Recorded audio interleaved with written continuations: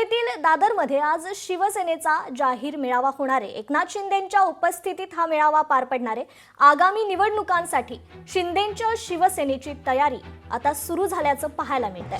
ठाकरे बंधूंच्या युतीवर ते काय बोलणार याकडे मात्र आता लक्ष असणार आहे।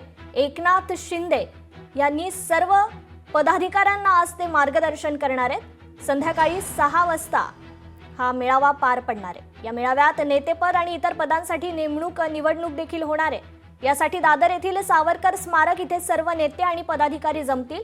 आगामी स्थानिक स्वराज्य संस्थांच्या पार्श्वभूमीवर अनेक नेत्यांना महत्त्वाची जबाबदारी देण्यात येऊ शकते अशी माहिती आहे।